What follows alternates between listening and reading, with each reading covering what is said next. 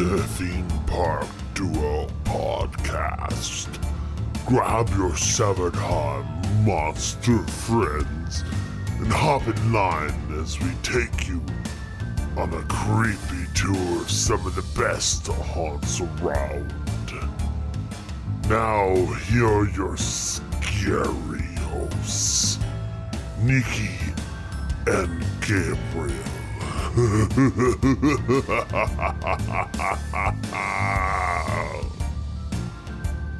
Hello everyone and welcome to our spooky special episode, kicking off our Halloween season with an episode all about Six Flags Fright Fest.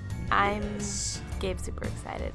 I'm one of your hosts, Nikki. And I'm your other eager host, Gabe. And welcome to the Theme Park Duo podcast. It's going to be fantastic. We're going to be having some extra, as Nikki said, extra spooky episodes coming up here that are all Halloween themed.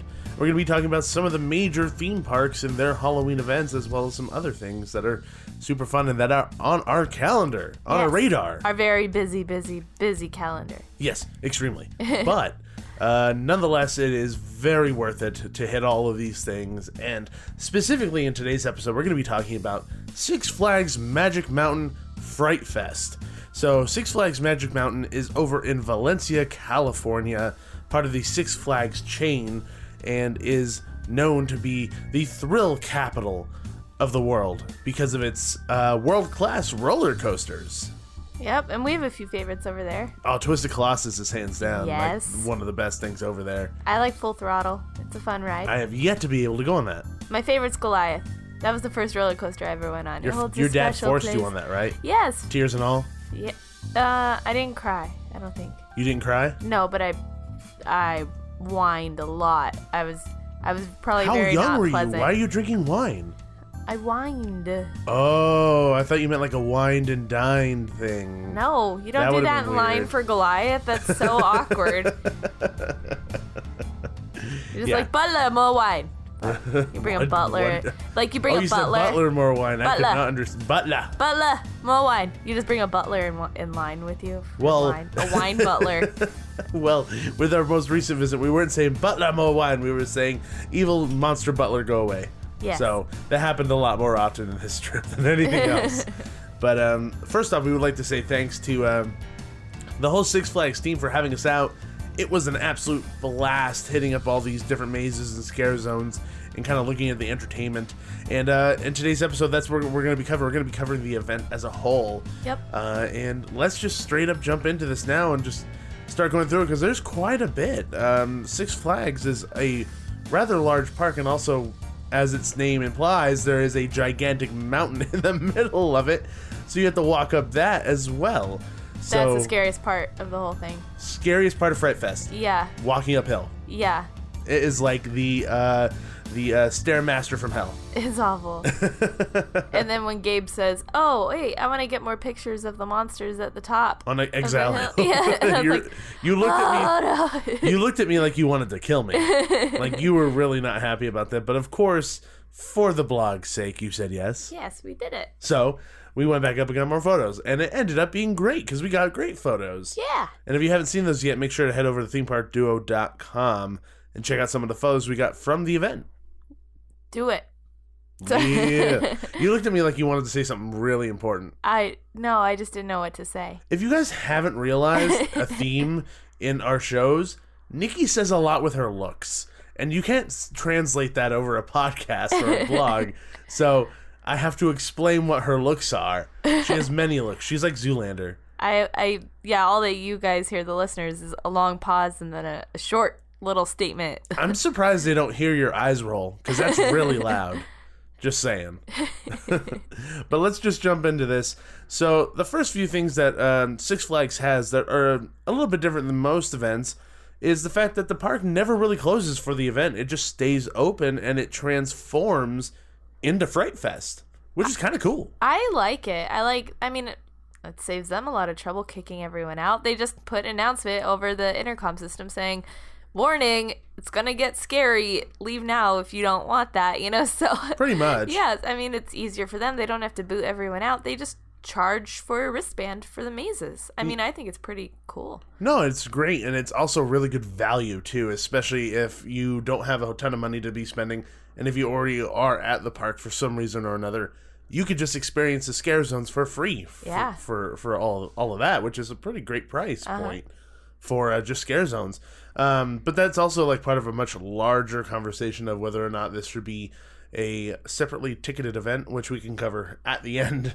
But yeah, so since it doesn't really ever close, they have a special experience called The Surge. The gates can't hold back the monsters during Fright Fest. Witness the unruly break free every night at 7 p.m. near Suicide Squad, the Six Flags Fright Fest experience. So this is essentially the area where all of the monsters from the entire park enter the park. And they make it a really big deal, and I really thought it was cool. It really got me hyped. Yeah, it was super fun. And especially just seeing the kind of, like, a lot of the time when you're walking around a park and you're kind of seeing the different scare zones, it's not easy to put characters side by side because you kind of forget what they look like. And if they're from two different scare zones, you have to remember or look at a photo. Yeah. In this case, they're right next to each other the entire time. So you could see the artistic differences between somebody from, you know, the Nightmare scare zone to somebody who's in the Six Flags scare zone to whoever is in the Damned in Disguise scare zone, which was fun. And from an artistic standpoint, it's really nice to see the different work that goes into it. Yeah, I thought it was really, really fun, and you kind of see what you're getting yourself into if you wait around to watch The Surge. Pretty much. I mean, I never felt like the presentation of it was supposed to be scary as much as it was fun. Get excited, look at this, because the music wasn't scary. It was like excited. Yeah. It was supposed to get you so pumped. And guess what? It worked. It worked really well. And it's very different than most other events like Halloween Horror Nights where they have like an intro that the monsters run at you. In this case, it's like it's passive in a way. Yeah. Where you're watching everybody come out, but I also think that that's a little bit more foreboding than just monsters doing a show then coming at you. Yeah. I feel like it's like, oh my god, I'm going to have to go face that later. That's not fun. It kind of makes you question, like, oh, now I'm going towards them. Now I'm chasing after them. I'm going into their scare zones. What am I doing? Exactly. Like, it's your own free will to go see them. Yeah. Which I kind of like. I mean, people may differ, but in my opinion, I think that's kind of cool. Some of the other stuff that they have is traveling scare squads. So crazed, mischievous characters run amok throughout the park. There's nowhere to hide. I think we ran into some of these characters when we were walking towards Goliath. One of the characters was like a raven, and he kept like cawing at us as we walked by. That was one guy, and then there was another one that looked like a werewolf or something. Oh, and those two... We walked only by them like once. The one by Full Throttle, do you remember? It was like a lady. A lady by Full Throttle? Yeah. Oh, maybe you weren't with me when she was talking to me. She was being real creepy. But well, that's her job. No, but I like this concept. I think they need more of them to make it effective. I think they need more of them, but also in separate groups. Separate, yeah. So that they're at least like working in a clockwise motion, so you at least run into them once. Yeah. Throughout the night, if not more. Because we were there all night, and I didn't remember running to any until Gabe, reminded me. So I think we only had 2 very small encounters. Yeah. And honestly, I you're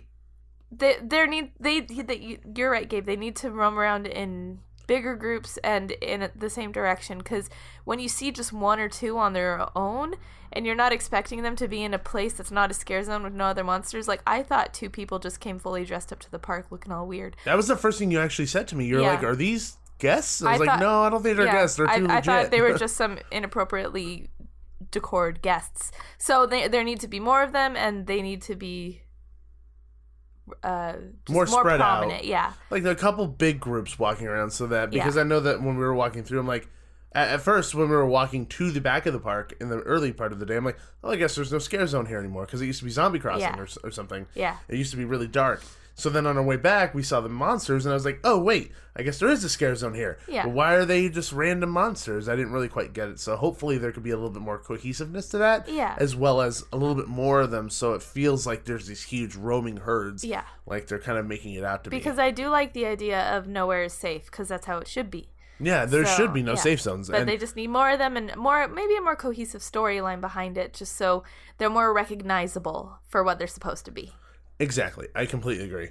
And the other experience that they have here is escape.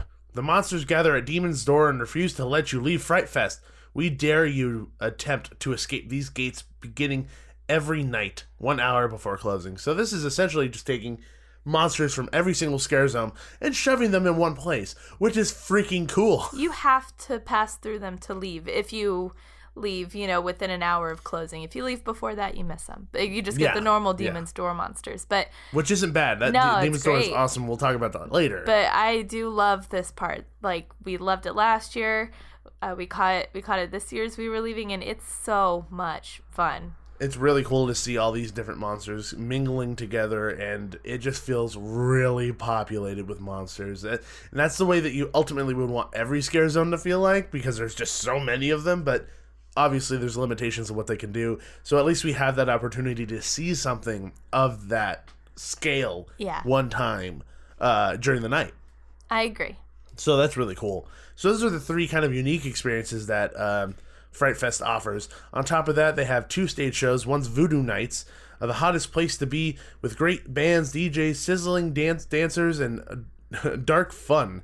So we walked by that twice, and we saw 2 different acts up there, and they were rocking. They were great. Honestly, I wanted to stop and keep watching both times. We did a little bit for one of them. It was like a band, like a rock band. A boy and a girl singer. Yeah. Yeah, it was actually really well done. They were awesome. They were really, they had a really big group, too. Yeah. Which is cool. It really drew people, and it was really fun. Mm-hmm. And then the other stage show they have is High Sierra Hypnotist. Prepare yourself for a mystical, edge-of-your-seat comical stage show located in Golden Bear Theater. So that is the one that's actually like right past that stage, past the Full Throttle bar restaurant area. Yes. So that's over there. And we did not see that, so we can't comment on any of that. Yeah. I mean, they have 2 stage shows. I think they could get another. That would be kind of cool. Yeah. And really with these types of events, stage shows are really people eaters. Just to get people out of lines of the mazes. That's a big part of them. And just by having 2, I think 3 or 4 could really help, because this park gets insane. Yeah. Especially given the fact that they don't close the park to the regular guests. So guests that are there all day can go and see these stage shows or buy the maze passes, and it'll just make lines that much more intense. So by having these shows, it could kind of, thin the crowds. Yeah, I agree.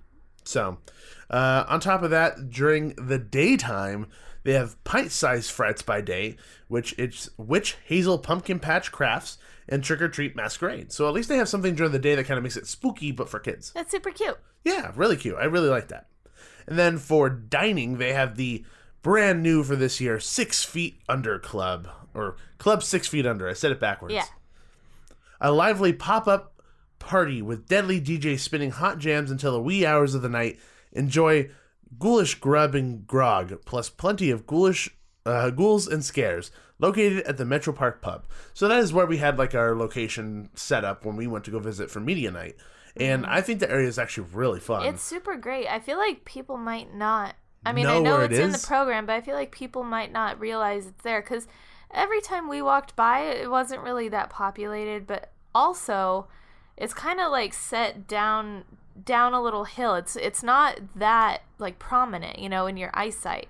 Like when you walk up to it, it's kind of blocked by a whole bunch of umbrellas. Yeah, like people might not even feel like they're allowed to go in there, in my opinion. And well, it says club, so you're assuming. I feel like that kind of verbiage maybe makes it seem like it's exclusive or something. Exclusive, yeah. Even though it's just a gate with no guards or anything, and I know a lot of people will probably go in. But also, there was no DJ every time we passed by.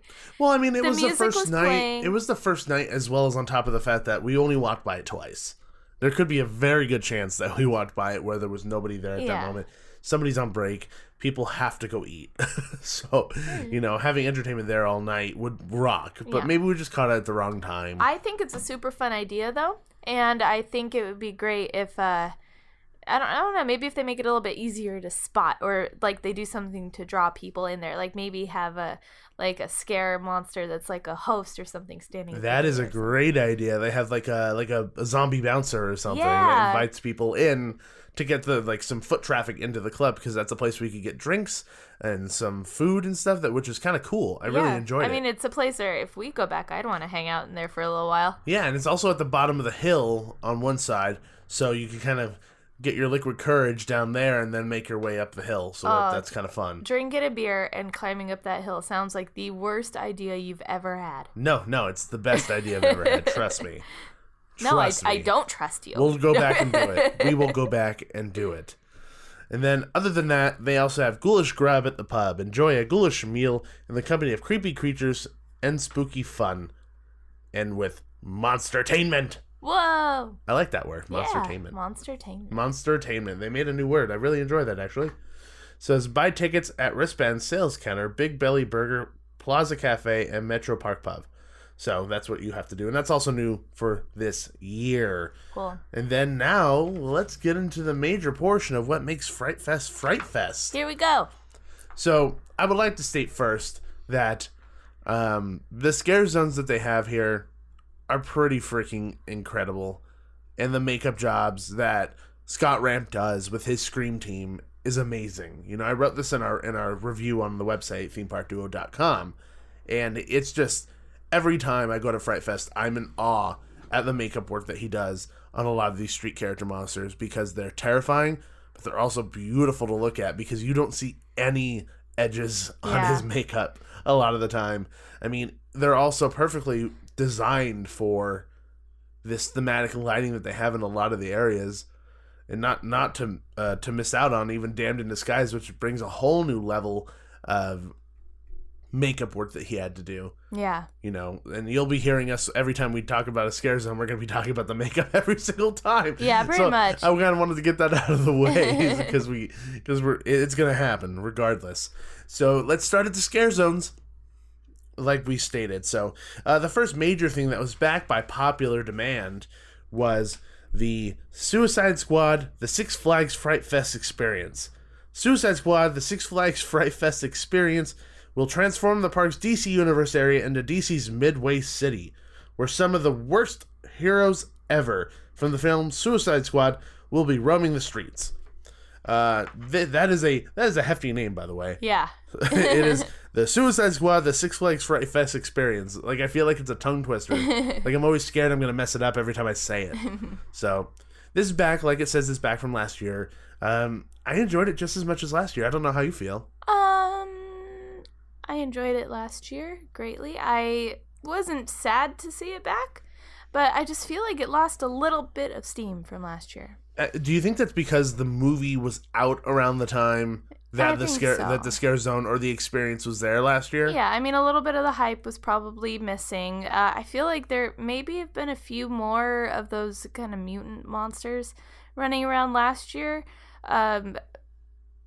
It's kind of like one note for the actual things that are scaring you in that scare zone. It's just the mutant, looking people. But, I mean, there's no denying the fact that the photo ops were packed all night long. They were unbelievably popular. Yeah. Unbelievably popular. The line for Harley Quinn and the Joker never died down. What was kind of insane that I saw so many people wearing Harley Quinn stuff when they went to Six Flags. Yeah. And they were all in line for Harley Quinn. So I don't know if they specifically came here for that, or they happen to be here dressed like that because they know that it's DC superheroes here. Whatever the case may be. Yeah. These characters were unbelievably popular. And Harley Quinn and Joker were. I don't know so much about Katana. I felt bad about that. She wasn't there towards the end of the night. I feel like she didn't get as much love, but... And Killer Croc wasn't there the night we were there. No, wasn't there at all. He could have been there another night or something, Maybe, but yeah. At least that time he wasn't. And also the actors that they get to play them are phenomenal. All of them. Oh, they're top-notch. The Joker does the Joker laugh, like, so cool. He does it really, really well, and he's always in character. We saw him and everybody else playing those characters at Midsummer Scream, and even then, outside of that environment, they're killing it. Yep.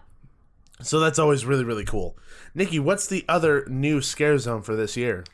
The other new scare zone for this year is Damned and Disguised. Change before your eyes. The city of Metropolis is transformed into a first ever, right in front of your eyes, morphing masquerade. So this was a little bit interesting. I know that we spoke to some of the management team. They said that first night they were missing some people and some stuff wasn't really quite working well as best as they wanted it to be. Yeah. So we were experiencing it in a very different light than I feel like most people will be later down in the season. But overall, I actually really enjoyed the scare zone. I thought the concept was really cool. I really enjoyed it too. It was fun. Like you were kind of scared but like enthralled by these monsters all at the same time. You like wanted to stay away, but then you found yourself like right next to them all the time. Like it was a really fun open area. The lighting was great, and it really kind of shocked you when you looked at one of the monsters and then looked away, and then the lighting changed and you look back and they look completely different. So it was really fun. It was fun to see those makeup changes with the black light paint and to see things glow and change and the way that the lighting changed. The only downside to, I think, the scare zone was its extreme lack of like props and settings or anything. It was literally just this big cement block in front of the Justice League building. Yeah. So I wish there was some stuff for monsters to kind of hide in or go around and to utilize for the experience. And because it just felt like they were all kind of running in this one big circle. Yeah, like it was a masquerade, you know, so it was supposed to be a party setting, you know, they all had these like suits and ball gowns on, so make it look like a party, even an outdoor party, you know, just, you know, spruce it up a bit, you know, some topiaries, even, you know, a dance floor in the middle, you know, and like even just that little stuff would have made it seem much more like these monsters are here at a party and shenanigans are going on. Yeah, no, I completely 100% agree. But even with those shortcomings, I do think that the basis of what they have there is something that's extremely interesting and very, very different than anything I've seen at any other theme park, which is always nice, or at least any other haunt, that I think is nice to see them kind of pushing the envelope there and changing things up, stuff that you don't normally see. And I feel like that overall this season at Fright Fest, I feel like they've done that quite a bit. I think so too. They're really pushing the envelope and branching into new exciting areas. Unsearched territories and stuff, you know. Yeah. So that's kind of fun. So, but overall, I think Masquerade, Damned in Disguise was pretty cool, but had some faults to it. I'm really, really excited to see where it comes next year. Yeah. If it comes back, which I guarantee you it will come back. And see kind of where they plus it and change it so that it can become its best scare zone it could possibly be. Yeah. Because we know that it has the ability to do it. Well, so we're just excited to see it come back. So the other scare zone that we love so much this year, and it's back, is Exile Hill. The dead have risen and are looking for new souls to take on this dark and sinister hill, located on top of the hill by Sky Tower. This is the home to one of the best scare actors I've ever run into in my entire life, and it's Innocence. I have no idea who that lady is, but she is incredible. Yeah. She never breaks character. She doesn't talk, and she moves at a snail's pace. It's just so fun to just sit up there and watch her unnerve people. And that's the thing, is that it's not like a boo scare that most monsters are going to be giving you. It is terrifying, because she's moving so slow towards you, and when she's coming towards you, you know she's still coming. Yeah. And you're watching her slowly get to you, and that's the tension. Yeah. It's that tension that builds. And it's wonderful. And I love to see her do her work up there on Exile Hill, and it's fantastic. I just wish there was a little bit more lighting so I could see people's scared faces, because oftentimes the lines are in shadow. Yeah, it's a little dark. Even mood lighting, you know, like a blue light or a green light or a red light, just any little bit more lighting, I think would just help a little bit. Yeah, Exile Hill in general is really dark. Yeah. Which isn't bad. No, it's fine. I mean, I like dark scare zones to a certain extent, but I just wish there was a little bit more thematic lighting. Yeah, and I mean, the rest of their scare actors up there were great too. I love the creepy chauffeur. He was just standing there by the hearse. It was a hearse. They were standing by the hearse. Yeah, and all the rest of them. There was a stilt walker too, I believe. There was a stilt walker there. He was great. Yeah, it was actually a woman. She was great. Sorry. Yes. It was How dare you so assume dark her I gender. couldn't see. How dare you? I'm sorry. Well, it is a monster, so I mean, sometimes it's hard to tell. Yeah. So that's fine. But what's cool about the scare zone, it's kind of tied into the two mazes that are there, Willoughby's Resurrected and Dead End, because all of that kind of encompasses the story of the Willoughbys and that family that lives, in air quotes, in the house that's the haunted house there, which is kind of fun. I like that the scare zone's kind of tied into what's going on there and this large storyline and arcing story of the family. Yeah. So, Exile Hill is a classic. I really don't hope it goes anywhere. I really enjoy it. Where would Innocence go? And they have awesome sliders there too, so. Yeah. Don't go anywhere. It's something that we look forward to every year, so I hope it stays for a little bit longer. Exactly. Yeah. Okay, next up on the list is Territory Twisted. The Screampunk district has been transformed into the biggest scare zone ever, where steam-spewing mechanical beasts relentlessly hunt down their victims.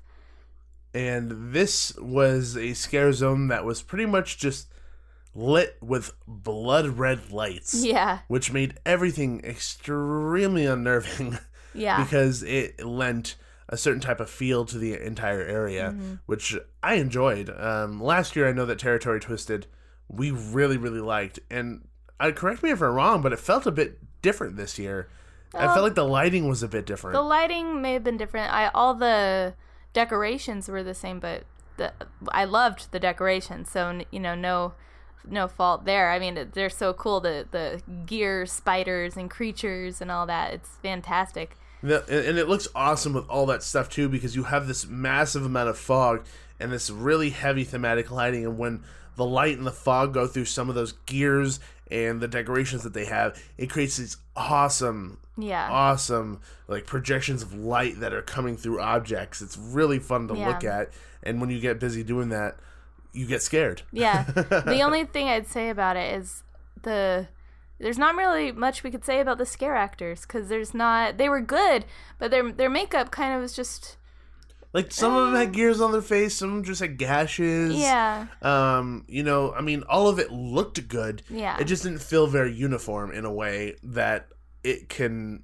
be easily determined what the theme was. Yeah. I'm assuming it's the type of gears and stuff just by the description and just by seeing the environment in some of them. Yeah. But people killed by all of them, machines or something. yeah, but if all of them had makeup that just was a little bit more uniform and cohesive, I think it would be better. Yeah. No, overall I loved the scare zone. I felt a little confused by the makeup on the actors. Maybe it was just me. I'm not sure.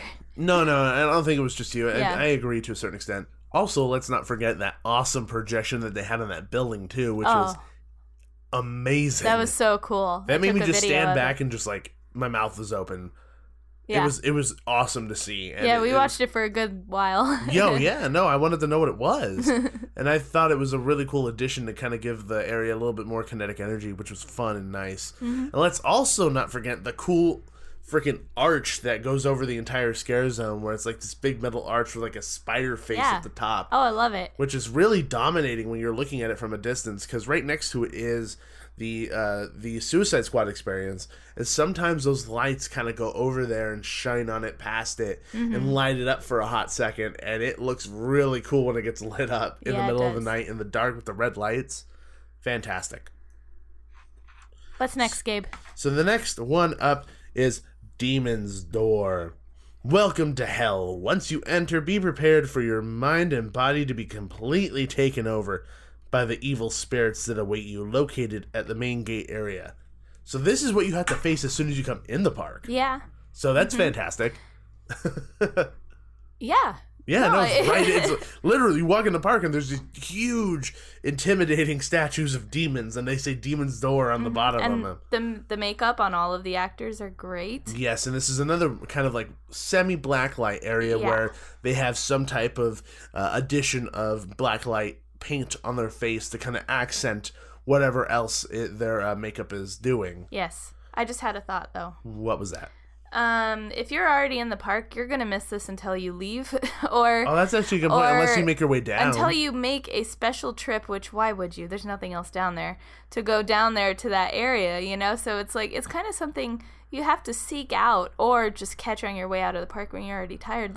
I think that it should stay where it is, but be pushed back to encompass the area by the water, so people have to walk through it in order to get somewhere else. I think that's a good idea, because right now that little entrance in between the two stores has these almost rock spire things that kind of house some lighting and some paint that kind of pop at night.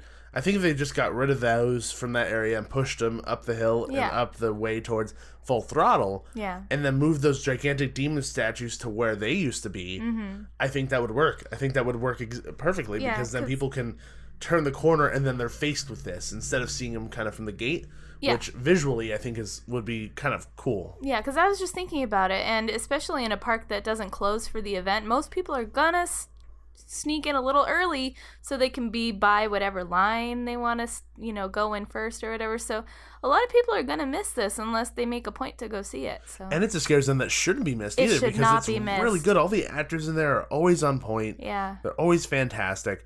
They're always messing with you. Yeah. And especially with us on media night, we're trying to take pictures of them, and they just don't care. They're like, nope, busy, trying to scare people. Sorry, later. Yeah. No, they're not saying that, but they're running around. Yeah. And they'll, look at you, and they'll notice you're taking a picture and completely walk as close as they can towards your camera, or just turn their back to you. Which is great, because that's the kind of attitude it should be sometimes. Where it's like the scares are number one. Yeah. That's what it should always be. Scares are always number one. And if there's an opportunity to scare the living crap out of some little girl, then stare at my camera, go for it. I'd rather much have you do that. Yeah. So maybe they'll push it up next year. Maybe they'll do that, because I think you're right. Forcing people to walk through it and being entertained by that environment, which would be fantastic. Yeah, I just think right now it's a little easy to avoid if you want to avoid it. Yeah, you shouldn't you're right. give people that option. No place to hide. Exactly. Go with your theme. No place to hide. Okay, so moving on to the last scare zone on our list. It is Nightmares, a twisted fantasy. This evil nightmare has never been so edgy as your favorite bedtime stories take on a new and twisted tale located between Viper and Katie's Kettle. Katie's Kettle? Katie's Kettle, oh no. What? They better serve kettle corn. Oh, I mean, they probably do. I don't know. I don't remember. You got me all tongue-tied because I don't know if they do or do not sell kettle corn. Kettle corn aside. People are going to be pissed when they listen to this and be like, there's no kettle corn there. I went there specifically for kettle corn because of the theme park dude told me, and now there's no kettle corn. How dare you? Back to the scare zone. This is my favorite scare zone. Kettle corn. This is my favorite scare zone. It's so fun, and it's pretty, and it's bright, and it's spooky, and the costumes and the scare actors in it are absolutely amazing. And unlike, I guess actually it's kind of like the roaming clowns that used to be in DC Universe area. They have their characters like they are. Yeah. You know, you have like Peaches the Clown and stuff. You have characters over here where they're very talkative. Yeah. And sometimes they'll pull you aside, like what happened to us, and they'll talk to you for like a couple minutes to kind of get you enveloped in this world that the scare zone is trying to create. Yeah. And I think that's really fun. It makes it unique and different and engaging. I think out of all of the haunts, I think, correct me if I'm wrong, I personally feel like the monsters at Six Flags interact with you the most. I mean, Queen Mary, they interact quite a bit. Yes, Queen Mary too. They're big head characters.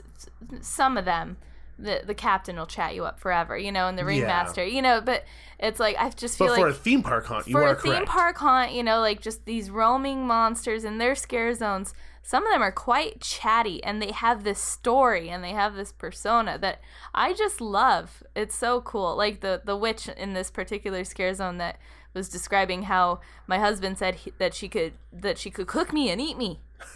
Yeah. She asked nicely. Jerk. I couldn't say no. She asked so nicely.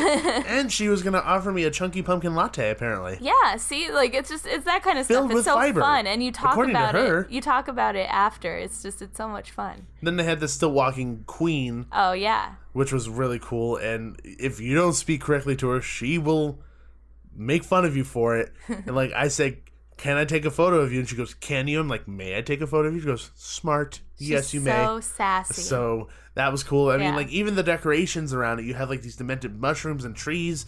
Then there's the white roses that are being painted red to just allude to that storyline. There was a Pinocchio monster that was sitting on a tree. Yeah. And people didn't notice him. He would come out and scare the living daylights out of people. Yeah. Because when you're in that type of blacklight environment, it's kind of hard to tell the difference between setting and monsters sometimes if they're up against something. Yeah. Just because those colors just kind of blend together sometimes. And it's perfect for scares. And it's also filled with fog, which is very difficult to see through sometimes. Yeah. And then all of a sudden you're walking up to somebody who's 9 feet tall, which is very intimidating.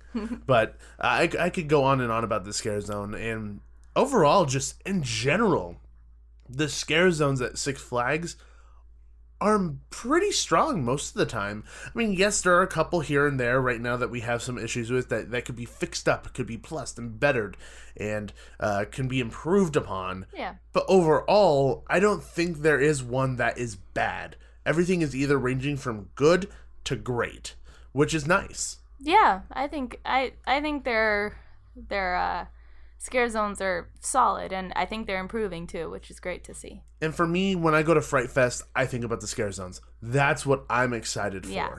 Whenever I go to Six Flags Fright Fest.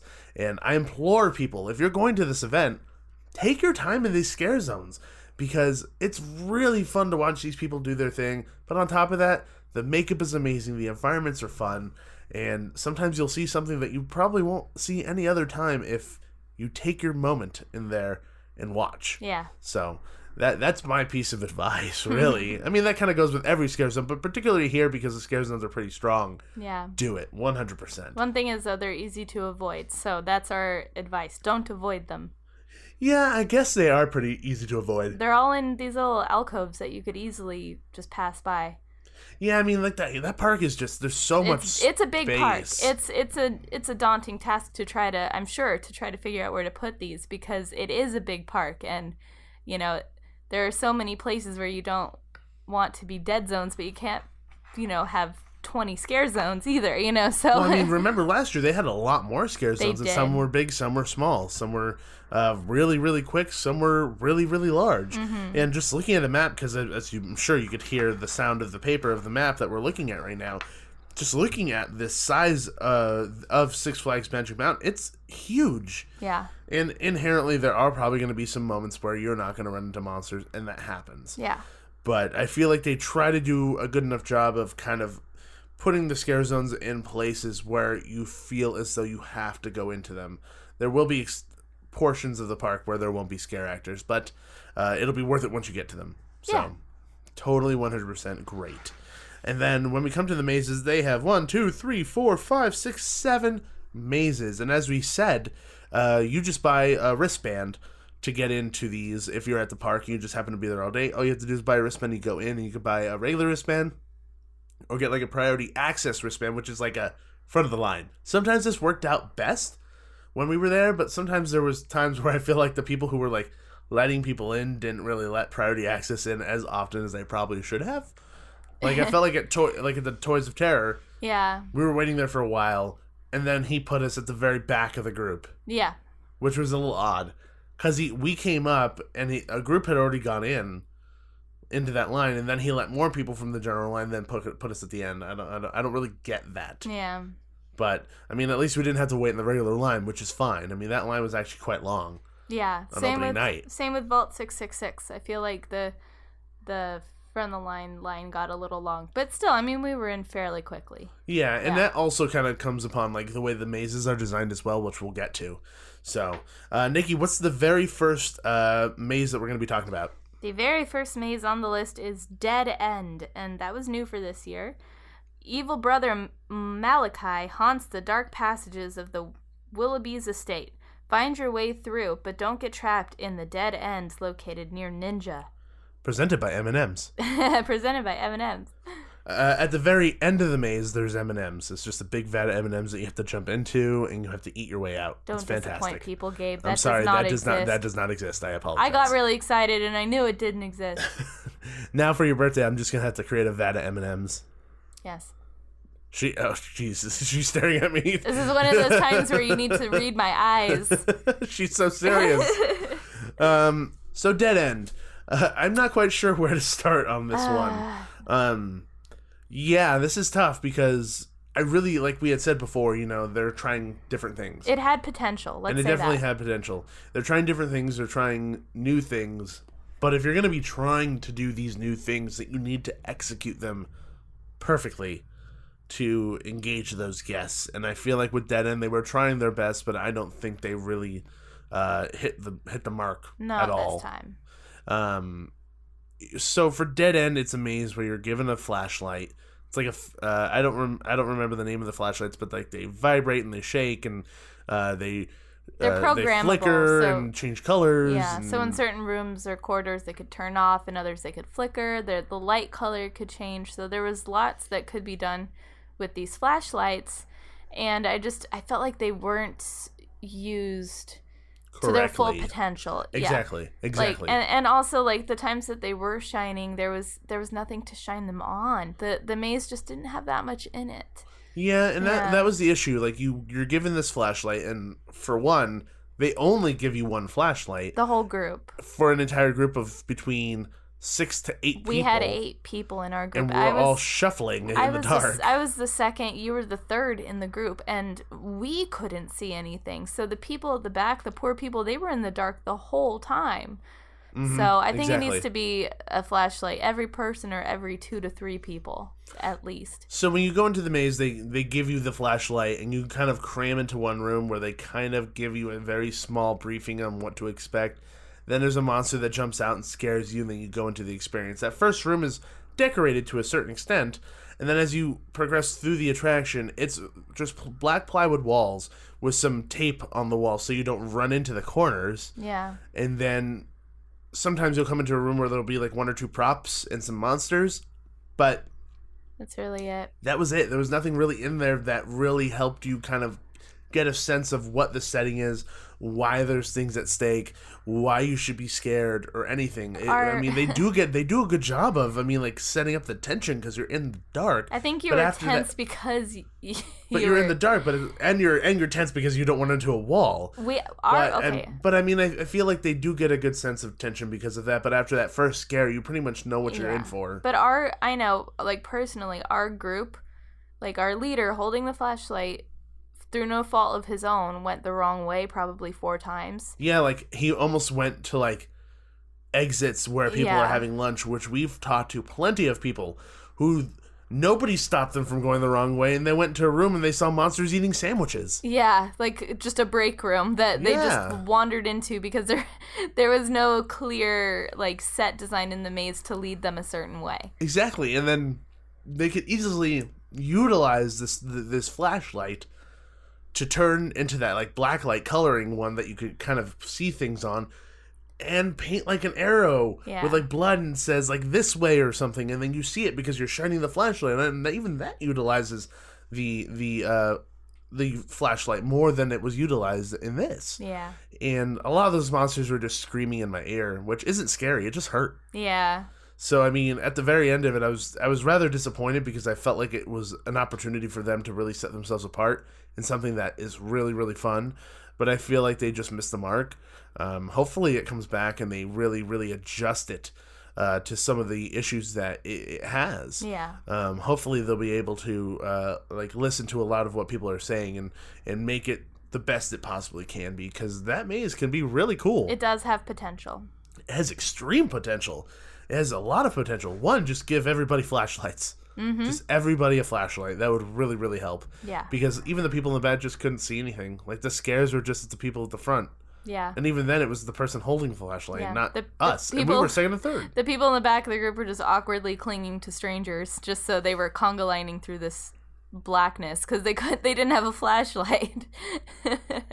So, yeah, just more flashlights and more set design, I think, would help a lot. Yeah, exactly.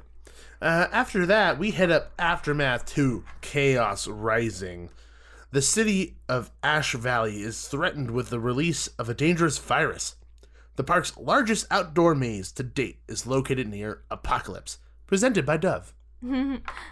So we did not get chocolate at the end of this maze. Once again, very disappointing. It flew away. But this maze is very, very impressive with its scope and size, like it says. Yeah. Because there's portions where you're outside and it just feels like you're in an apocalypse. It really does. Is that because it's near the knockdown stage?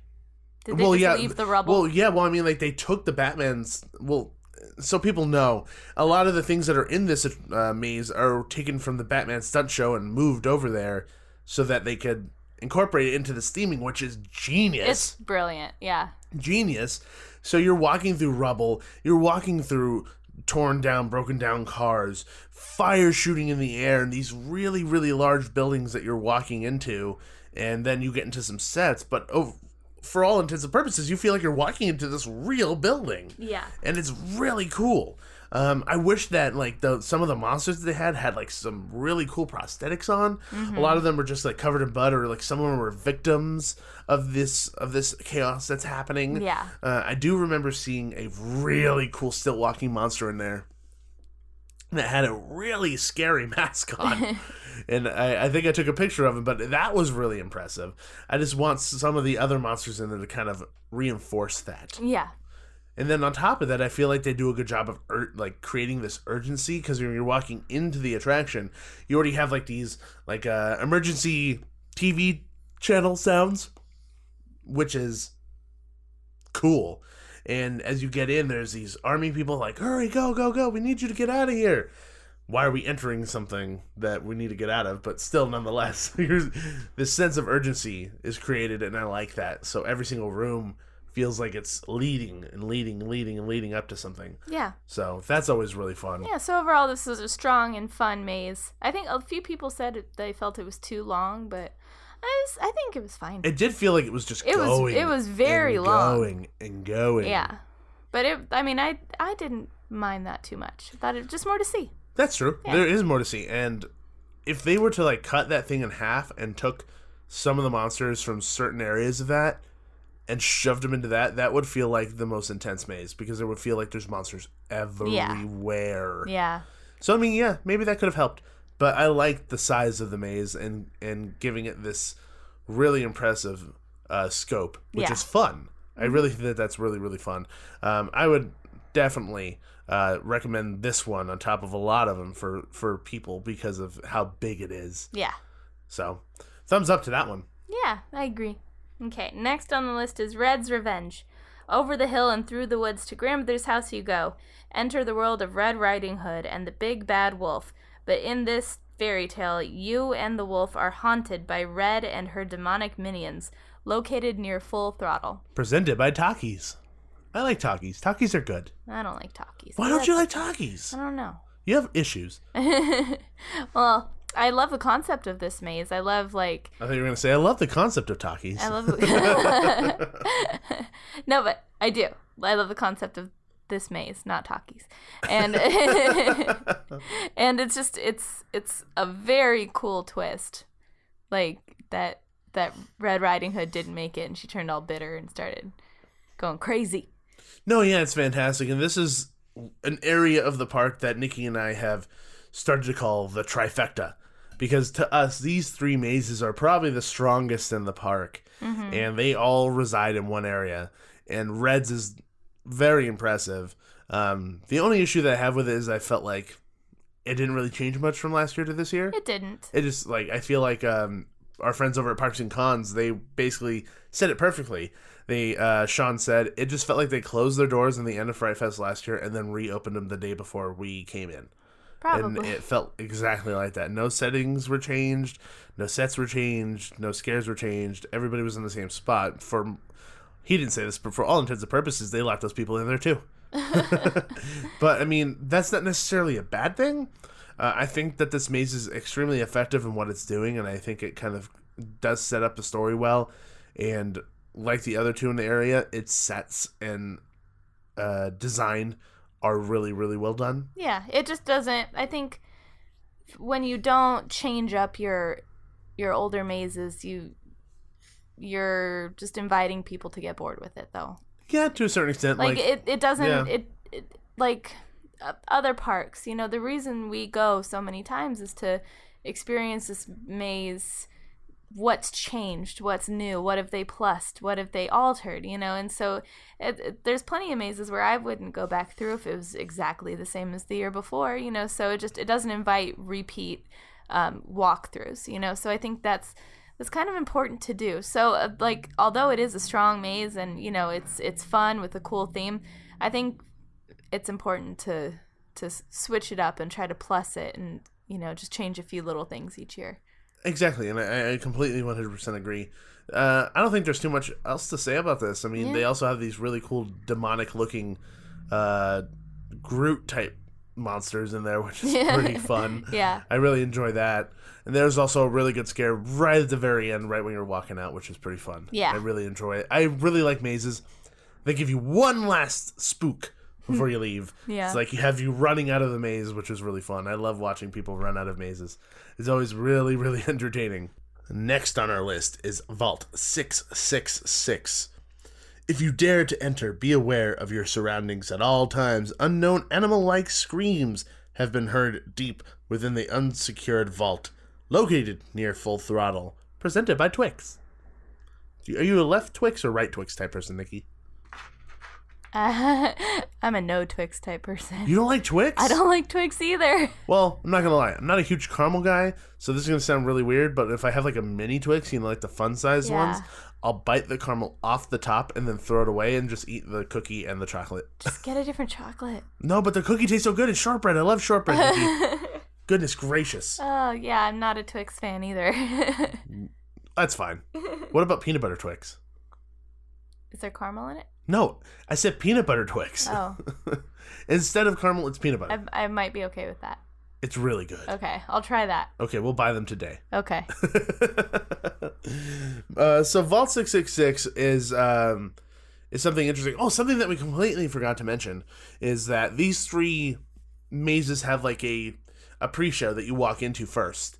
So for Red's Revenge, you walk in, it tells you the story of why everything is happening, and there's an air blast that scares everybody, yeah. and then you go into the maze. So that's why it kind of takes a long time, and that's the reason why I had mentioned, like, you had mentioned the line was kind of long for the express lane for Vault 666, because it's the same thing. Yeah, it happens. You walk into a pre-show where you're going into this facility, and you go in to get, like, security scanned, and then an animal-human hybrid attacks the freaking security guard, and then you have to run through the rest of the maze. Yeah. Not literally run, because you'd be out of breath, but... it holds up the line a little bit. Walk at a brisk pace. Yeah, but it breaks up the conga line inside, which I do like. We did catch up to the group behind us, because inevitably people walk really slow. Yeah, but it's better than conga lining through the whole thing, which is probably my least favorite thing about mazes now, is just that they're so...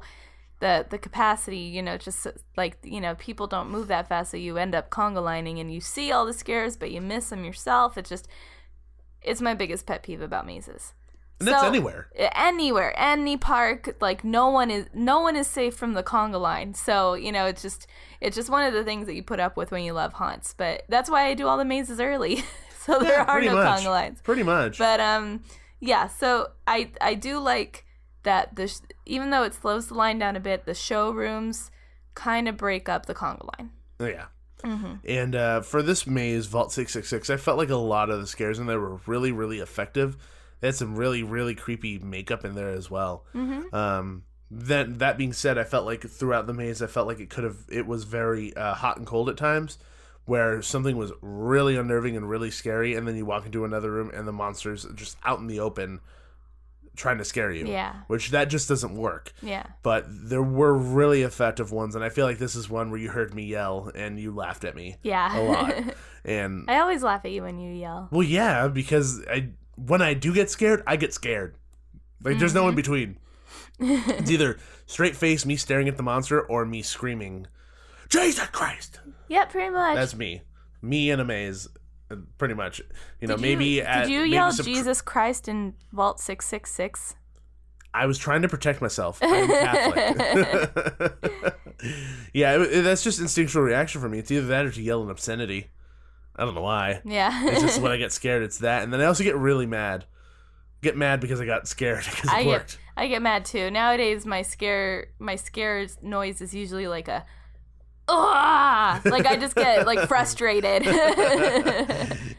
For me, I yell whatever I yell, and then afterwards I'm like, damn it! Yeah. Because you got me good. And that happened a few times in this maze. There's just some really good hiding spots for some of the monsters in there. Yeah. And we came out smiling out of that one because we got a good one right at the end too. So yeah, just like Red's Revenge or something right near the end where it got us really good.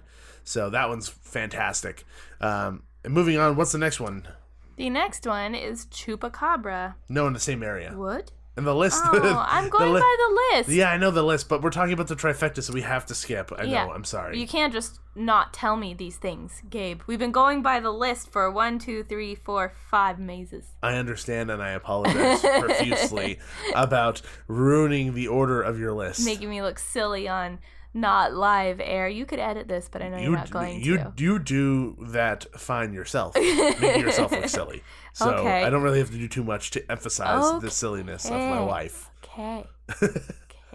So what's the next maze, Finishing Nikki? up the trifecta and going not Don't in make list fun of order. me. Don't make fun of me. We did not name it the trifecta. Yes, Gabe. we did. We both called it that. Don't try to get out of this bus because the bus is already moving to the destination. When you said that earlier, you're like the name that me and Nikki affectionately dubbed the trifecta. I was like, what? You totally said it.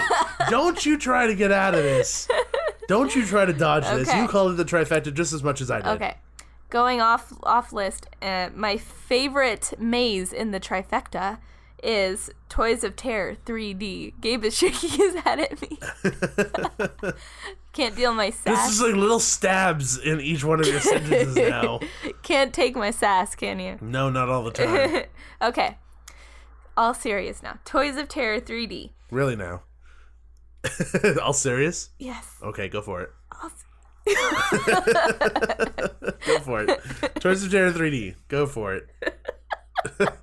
I just set Nikki off. Sometimes when she goes on a laughing streak, she just can't stop. Why'd you do that? I didn't mean to. Okay. She's trying to shake it off. Okay. Shake it off. Shake it off. Oh, oh, oh. Toys of Terror 3D. Wicked. Gabe. I'm sorry. I'm not even looking at you. I'm just like turning my head so you don't laugh. Okay. Toys of Terror 3D. Wicked winds up. Oh my god. I'm all flustered now, Gabe. Okay. Sorry, Makes for audience. entertaining I am podcasts. so sorry. Okay. Wicked wind-ups, freakish furries, and Did that get you? Freakish furries? yes. Sorry. Okay. You good? Yeah. And deranged dolls haunt those who dare to enter the factory. Playing with dolls and trucks will never be the same. Located near Full Throttle. And this is presented by nothing. You By get nothing. sir. Nothing. And this was a You good drank one. fizzy lifting drink. You get nothing. Good day, sir. Good day, sir. Willy Wonka and the Chocolate Factory. It's not You're a toy welcome. factory, but it's close enough. Yes. Toys of Terror 3D. Toys of Terror 3D. Just fun. It's so fun. All It's together so fun. fun. I And have no issues, no Yeah. qualms And with this. I know some people don't like 3D mazes, but I think this one really pulls it off, and like just the colors. And I've never stared at a floor that looked so cool in my life. Half the time I wasn't even looking up, which probably got me scared a few times, but the floor looked so cool. And there's this crazy spinning tunnel with a clown at the end of it, which Oh is yeah. terrifying. That's my favorite part. Yeah, no, love it was it. fantastic. And even though it's cheesy, even though it's like spooky silly, Yeah. this is probably one of my favorite mazes out of the entire night just because of how much fun I had. And I know I am contradicting myself right now, but I'm pretty sure this hasn't changed since last year either. But I didn't care. Just Yeah. because of the type of maze it is. It's not a story-driven maze. There is a story, but it's not even in the synopsis. No one cares about the story. So It's just toys and it's just a people fun, getting mad at you, fun trying to kill maze. you. Easy no, enough. well, yeah, okay, but the story they tell you in the maze is that there's a toy maker who wants to turn you into one of his toys, but you don't get that throughout the maze really that Which much. I guess is a downside. Yeah. Like the story's completely lost, but for some reason in this particular maze, We I don't didn't care. I didn't really care, just because I was so enthralled with how much fun I was having. Yeah. So I guess there's times where it does matter for me, and it doesn't matter at other times, and this just happens to be one where I didn't care. It was Yeah. just silly, spooky fun. I think that's the thing with most 3D mazes, though. What? It's just more about the fun. Oh yeah, Yeah. totally. I don't think all 3D mazes. Well, I mean, like Halloween Horror Nights 3D mazes, maybe it's a bit different. But like with something that's like a traditional 3D cheesy scary maze, Yeah. I think you're hitting it on the nose. Yeah. So, moving on from the trifecta to the next maze on our list, which is Chupacabra. Come face to face with the elusive bloodthirsty creature as it terrorizes a local Dia de los Muertos festival, located in the X2 Plaza, presented by nothing. Also nothing. And my short one-sentence review for this is, there is no chupacabra. Yeah, that was your issue last year. Or the chupacabra has no teeth. Yeah.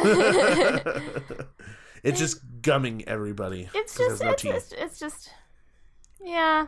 It's plain. There It's wasn't boring. a line. There's no monsters that are really effective Yeah. in there. I mean, some of the talent is working really hard to try to get these scares. It's that the environment that they're being placed into is not effective enough for them to get these scares. Yeah. And there's no, like I said, literally, there is no chupacabra. You don't ever run into the chupacabra ever. There's werewolves. Yeah. Why are there werewolves? It needs to be chupacabras and multiple, so it feels like it's one of them. Also, everywhere. did it change at all from last year? I don't think it did. There's less fog, which you could see all Yeah. the plywood walls more now. Yeah. Which kind of stinks. And they have this whole scene where it's like these people painted in the sugar skull makeup, and it's like this church scene with dead bodies and stuff. But you don't even walk through it. You walk by it. And Yeah. you're like protected by these pews, albeit one of them had somebody on it, but she Yeah. wasn't a monster. She was like a victim asking for help. Yeah, you didn't feel that threatening feeling of walking through it with, everyone's back turned to you. You didn't know who was real, who wasn't, because you walked past it, so it wasn't even effective. Yeah, and this maze needs to go. It really needs to go. They need to Something figure fresh needs to something go. fresh, something else in this area. Because from what I understand, this maze has been around for quite a while, and they don't really change it much. And it just deserves something better. It definitely deserves something better, especially on the level of maze that you have, like Red's Revenge or or Vault 666. When you have something like that, it's just a stark comparison to Chupacabra. It's ridiculous. And, I mean, I feel like Chupacabra is not a very good representation of what Six Flags is capable of, because they're capable of a lot more. Yeah. And it stinks that this maze, some people look at it and they kind of paint that across the entire event, which it shouldn't be that, because there's a lot of other really amazing things to do. But this one, it's run its course and it needs to go. Okay, so moving on to the last maze that we're going to talk about is Willoughby's Resurrected. The Willoughby's family mansion tale unfolds before your eyes of this once affluent Victorian mansion that has become a haven to evil spirits, located at the base of Sky Tower. Presented by Snickers. Snickers. I don't like Snickers. I don't like Snickers either. They don't get my hunger fixed or anything. They're just gross in general. I don't like them. The peanuts are okay, but I don't really like nougat. I'm not a nougat guy. No. Nougat's kind of boring. Yeah, I'm just not a fan. I'm very picky with my chocolate bars. Maybe I'll take a bite of one if it's like a fun size, but no way in heck you're going to find me buying like a king size or regular size Snicker. No. So, I like how the candy conversation comes up with every single maze because it's the sponsors. We're dissecting the candy bars more than the mazes. I will go with Takis and Dove. Those are my two choices. I'll just take my pool of M&Ms. Thank you very much. I'm just gonna fill up a kiddie pool full of M&Ms, and you can go nutsos. You promised. That's gonna cost a lot of money, Nikki. Yeah. We need to save money. Yeah. Yeah, so we can become a trio instead of a duo. Would you rather have a tub full of M&Ms? It's a very hard question right now. Child or M&Ms? If I get one child, I only have one. If I have a tub full of M&Ms, it's like having a tub full of children. No. That doesn't even make sense. They are all my children. I'm gonna eat them. Every single M&M. That's okay. Disturbing. Well, you're the one that compared. Okay. Oh my gosh. We need to talk about the maze. Okay. I don't want to delve any deeper into this M&M conversation. Okay, going into this maze, Willoughby's Resurrected, as Nikki said, is over by Sky Tower. It's over by Dead End, so it's also part of that area where Exile Hill is, and it's one of those mazes that's been around for a long time, and they've been updating it, and it's quite fun. Yeah. I mean, I don't mind it. It's one of those mazes that is actually really well themed, but I do feel like it was a little dark. I felt like they could have easily done a lot more lighting in there. Yeah. That could have really helped present it being this creepy, spooky house. It just felt very dark. Yeah. Not enough thematic lighting. Yeah, I enjoyed it. So it was good. Yeah, it's neither here nor there. Yeah. I mean, it wasn't bad, but it wasn't great. Yeah. A lot of the actors were pretty good in there. I just feel like we didn't get scared that often, but as we say a lot of the time, when we go through these mazes, timing is extremely important. Yeah. And sometimes you walk through, you'll get scared. Sometimes you walk through, you won't get scared. It just happens. Yeah. We just didn't have the opportunity to go through it twice, which kind of stinks. Yeah. But this maze is something that everyone should experience because there's lots of really cool technology in there, and there's a really nice balance between scares of animatronics and scares of humans, so real monsters. And there's quite a bit of people in there, it's really long. It is a long maze. It's extremely long. Nikki, I know that you had one issue with this, and I'd love for you to bring it up. The ineffective scare tactic? Yes, the ineffective scare tactic, which I think should never be replicated or changed ever in any scenario in life. Okay, so, I mean, I'm sure if you've gone through mazes, you know that sometimes there's one actor that's used as the distraction, not really threatening, just, creepy actor, and then someone scares you from behind. But this particular distraction actress chose to distract me by, that motion where you want someone to pay attention to you, so you point at their eyeballs and then you point at your own eyeballs.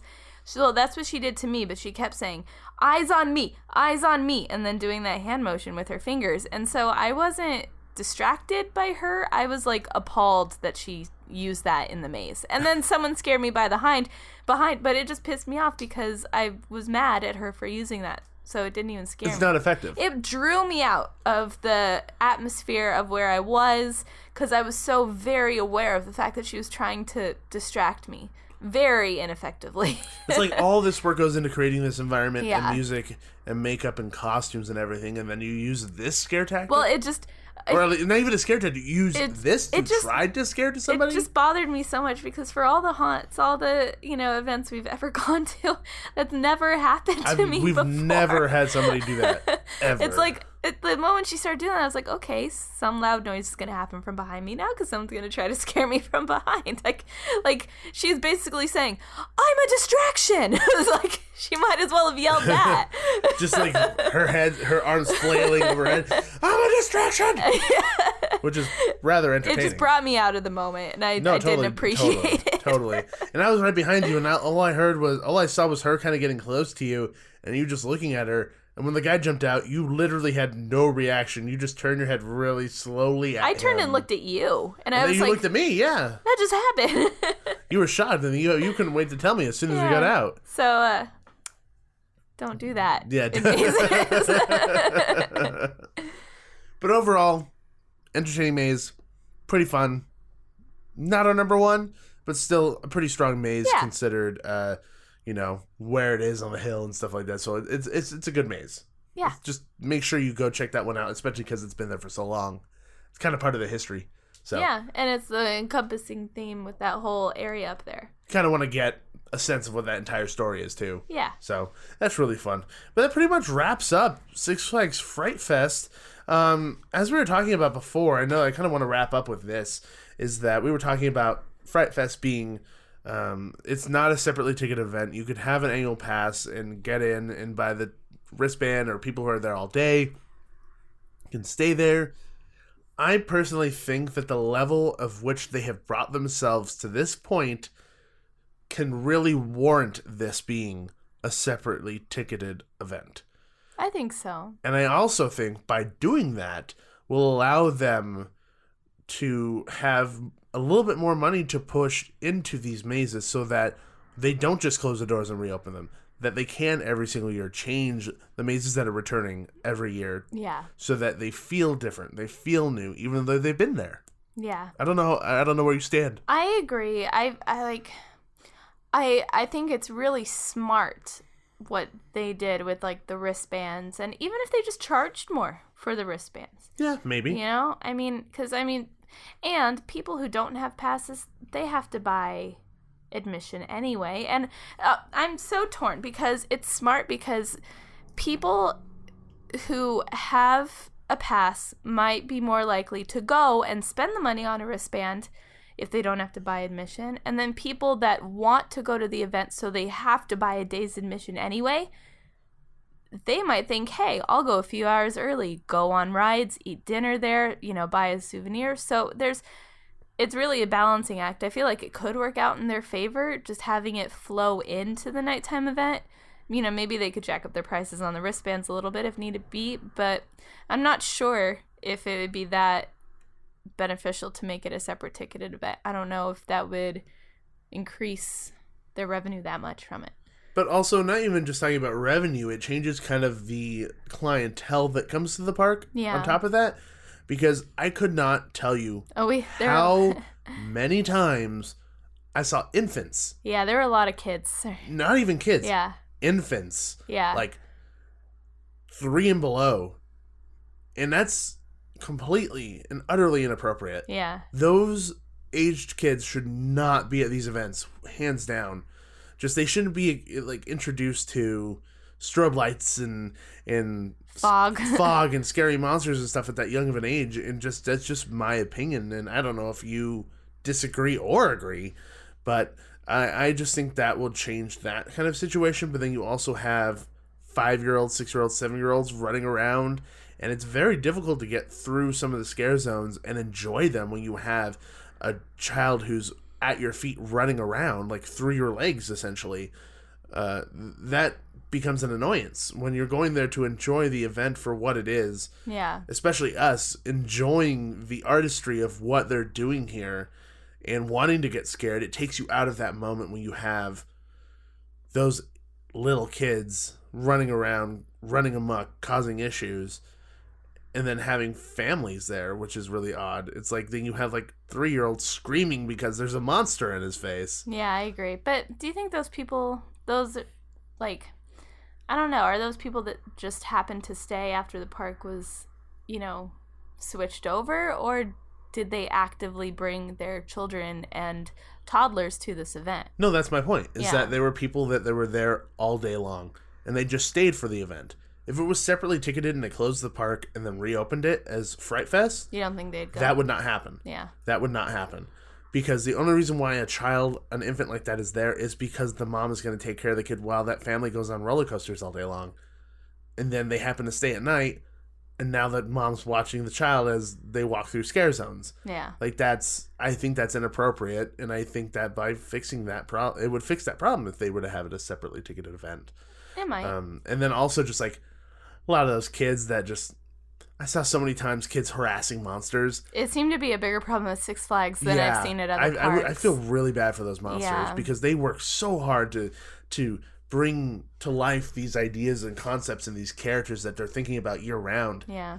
And I see kids completely terrorizing the monsters that should be terrorizing us. Mm-hmm. Like pushing and shoving and touching, because there's people who are coming to this event who are not haunt regulars, people who don't go to haunts all the time, who don't really necessarily know the rules that are there, that are in place, where it's like, you're not supposed to touch these people, and you'll find kids like yanking on their clothes. Yeah, we did see that a lot, yeah. And that's something that's just a no-no. Like that is a big faux pas. Yeah.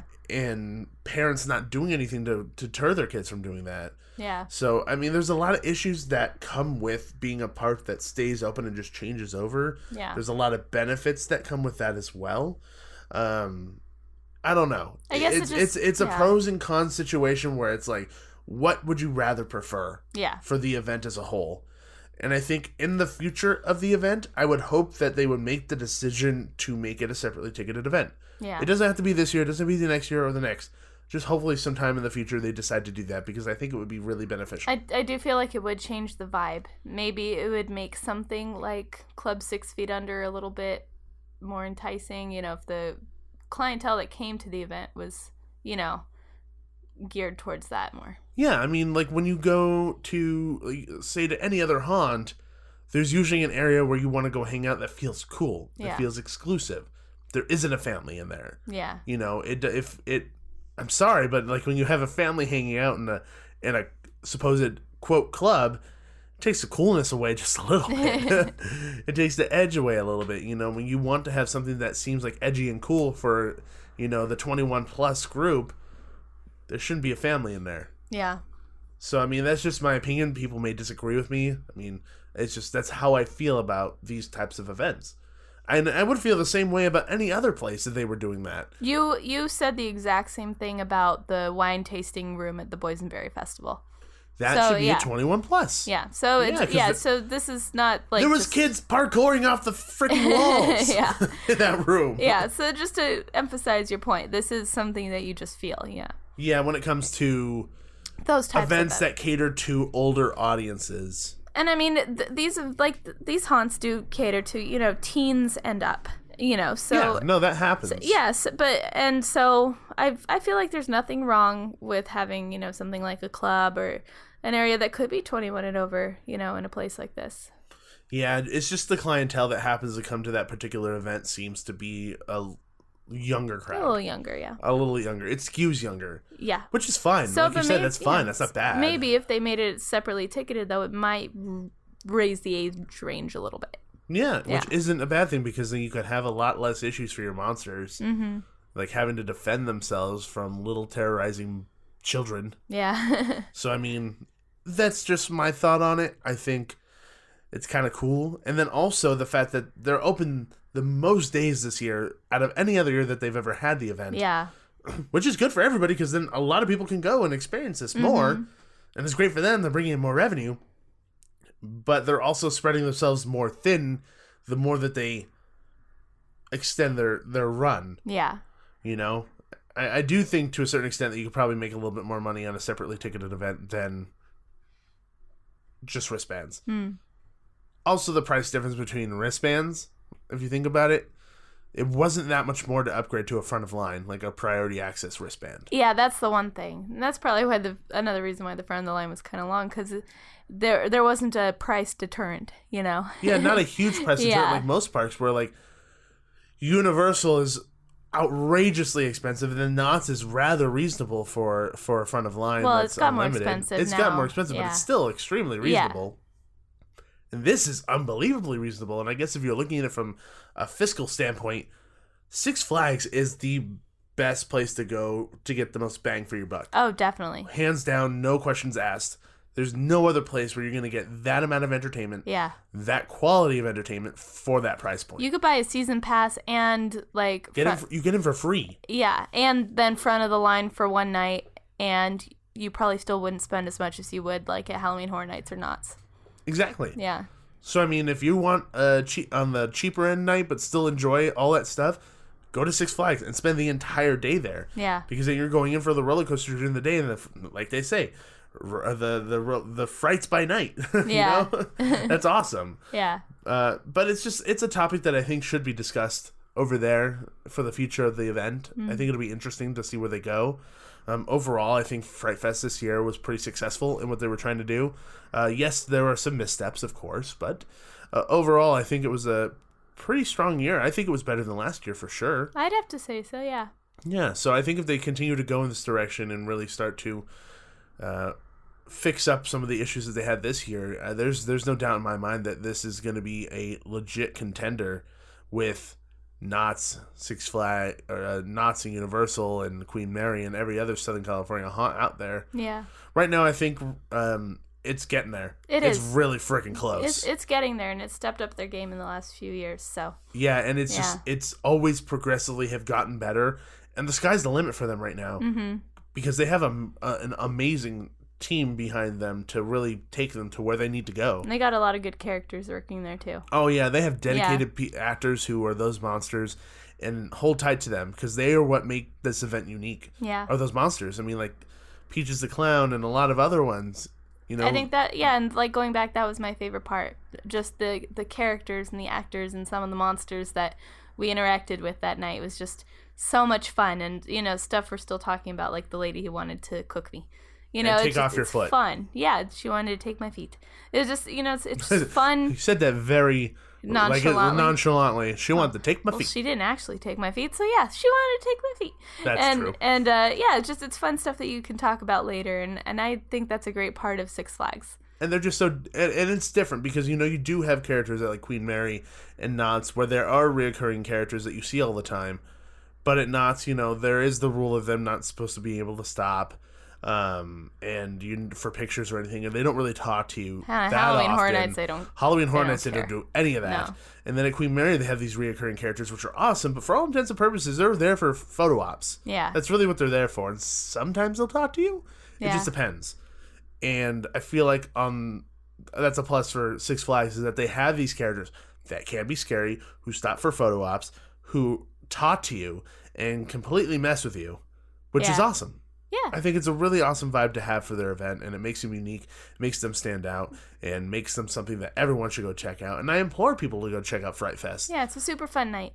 It's a very, very fun night. What's better than some monsters? You could have a beer, relax, do some roller coasters too. Yeah. All in one night. Thumbs up. Mm-hmm. So make sure you guys check out Six Flags and go to their website to see how you guys could purchase tickets to Magic Mountain and figure out how you can buy some wristbands so that you can enjoy a lot of the mazes and scare zones that we talked about today. Yeah. So make sure you do that. Then also, because it's a Halloween episode, we have to talk about some spooky stuff we've been doing recently, Nikki. We've been doing spooky stuff?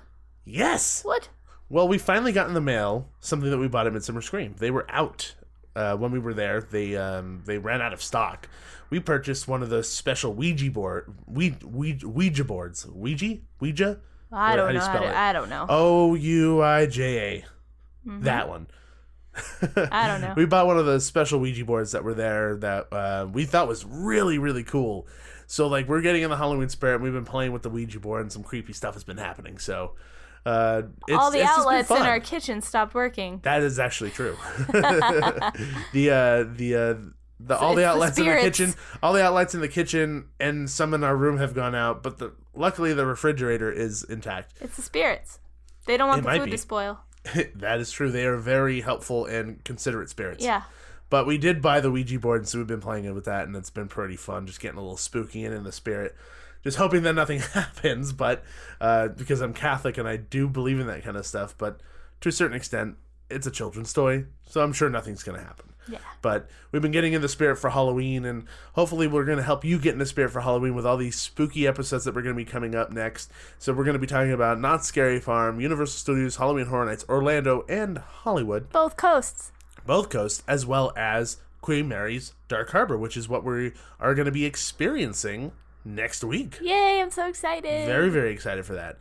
So we have a lot going on. And then on top of that, we have another 5-star written review from our friend Joey McGurr from the Disney Hack Podcast. That was really awesome of him. Yay, thank you. Thank you very much. And I know that he enjoys our show. We love his show. Go check out the Disney Hack Podcast.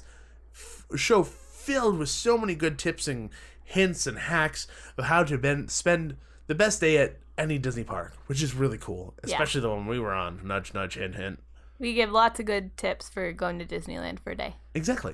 So make sure you check that out. And thank you again, Joy, for leaving us a 5-star written review. And everybody else who is listening currently, if you love the show, make sure to just go over there to iTunes and give us a little love. 5-star written reviews on there would be awesome. It really helps us come up in the standings and helps everybody enjoy the show like you are right now. Yeah. So, Nikki, where can people find us all over social media? You can find us at Theme Park Duo on Facebook, Instagram, Periscope, Twitter. I think that's it. Yeah, pretty much.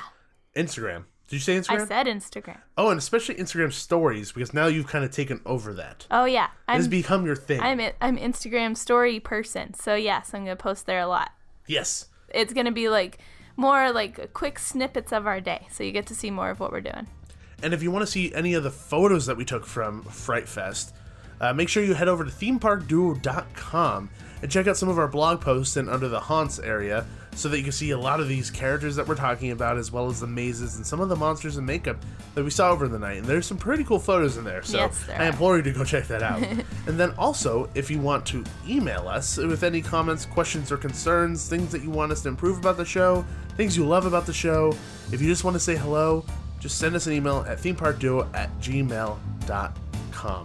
But also, Nikki, can you let people know how they can reach you? You can reach me at Twitter at NikkiM_313. And you could reach me on Twitter at Laker793. But most importantly, everybody always remember, there's always a great big beautiful tomorrow. See ya!